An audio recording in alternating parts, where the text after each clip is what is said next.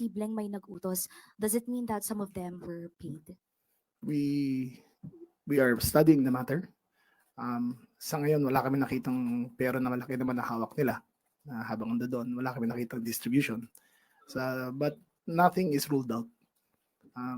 Na according to the chatter na nakikita namin, pinag-aaralan pa namin. Pero mayroon kaming isang narinig na rally doon sa Bonifacio Monument, sa Liwasang Bonifacio, na sinabi nung na may hawak na mic, sandali na lang, pupunta na tayo ng Mendiola, dalahin nyo na ng mga lighter nyo. So, that was a confirmation na they had intent to burn the palace. So, what are the chances or tukoy ba natin kung sino yung mga posibleng nag-utos, especially dun sa minors, na mag-start ng violence? Wala pa po. DICT is working on it. They are ascertaining kung sino ang may-ari ng website, kung saan nagagaling, and we'll know in the end. Habang nagta-tactical interrogation pa ang mga bata, malalaman natin kung ano talaga nangyari. Ano? So, wala pa pala silang findings, no? Pero mukhang tinutukoy na po nila na galing sa Liwasang Bonifacio yung mga nanunog. Sa ibang klase rin po itong si John Vic Remulla. Di ba?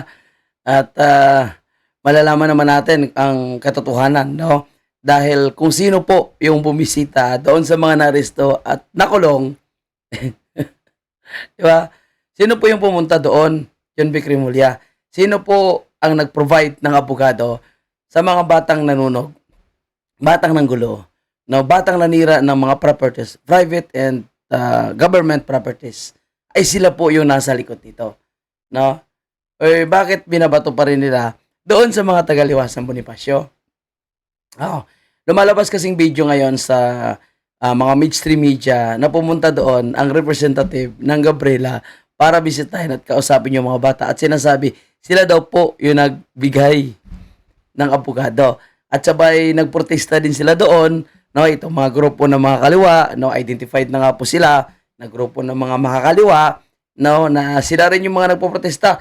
Actually, sila rin po yung nag-hijack sa programa ng itong mga rappers, no, na isa sa mga organizer ay si Bustoyo.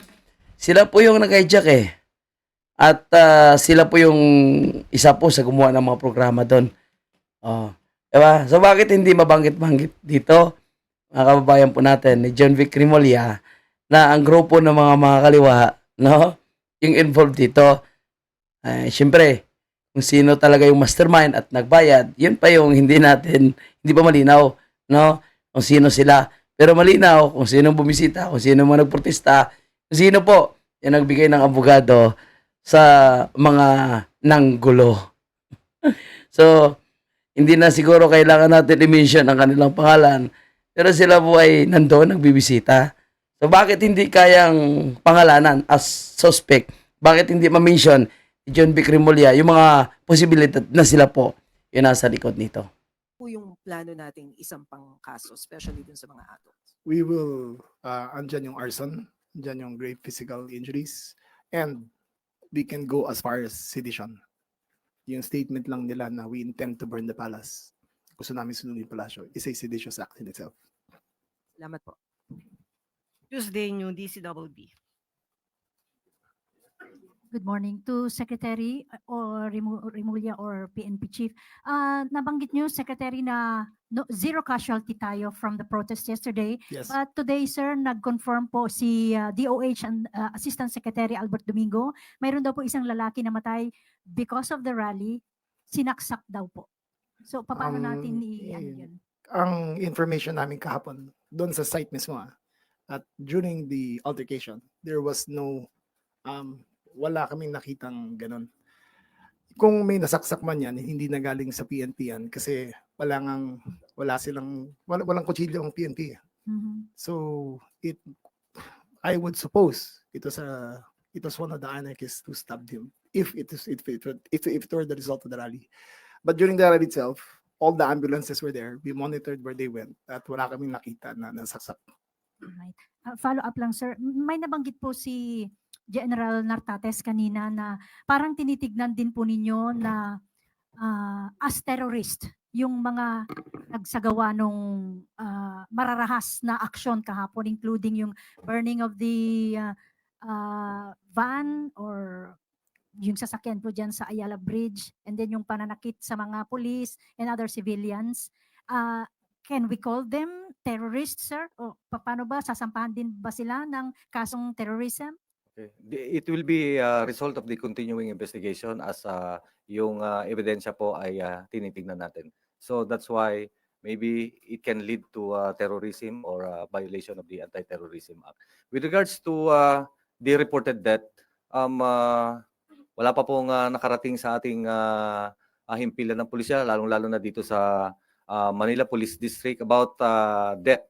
If this was reported to have a stab wounds, then our police will Alam mo, imposible rin ito mga kabayan natin, no, na hindi nila alam na may namatay na pala. So, ano yung purpose ng kanilang investigation?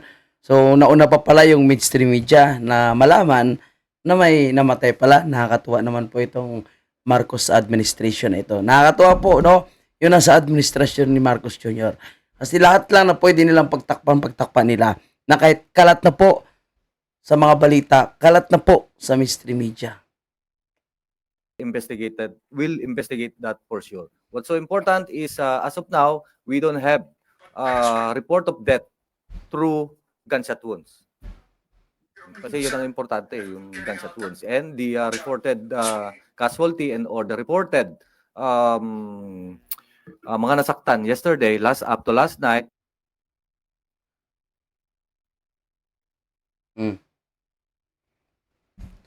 ba yan? Nag-loading pa. Wala natin ng konti. Ano yan? Dun sa dulo.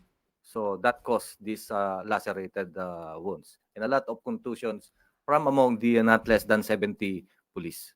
Thank you, sir. Sunod, Alvin Baltasar, Radyo Pilipinas. Good morning po, Chief PNP, or DILG Secretary can answer also. Secretary General Nartates, even before na nangyari ito, yung kahapon, meron na ba tayong intel report na natatanggap na may ganitong mangyayari? And nakuha ba sa intel report na may plano talaga lusubin ng Malacanang? Yes. We had in the intel report, and that's why an additional phalanx of security was. So yung intel report nila mga kababayan po natin, no, ay yung araw, no, na before magmarcha po ang mga taga Liwasan Bonifacio ay sinasabi nila na yun daw po yung may intent na sumunog.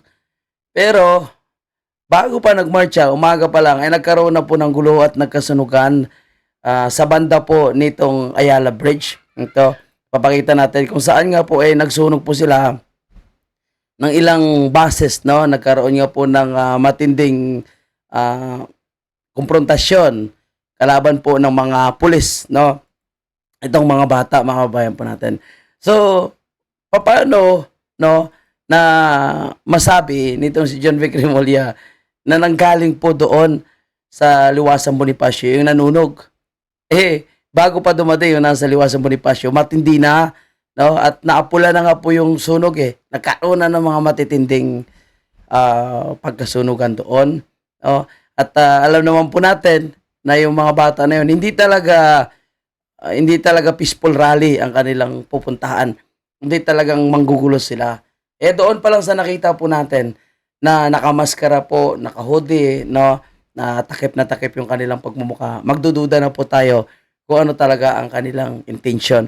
Pero doon sa grupo sa Liwasan Bonifacio, pinapaalala na bawal po makisali sa anumang gulo, no? Actually, pinapasok nga po tayo ng pulis doon sa may Mindiola mismo, no? At pinatabi dahil sinasabi, wag na kayo sumali dyan, forward na kayo, dahil iba po yung purpose ng mga batang ito. So talagang, naglalaro at naghahabulan, mga kababayan po natin.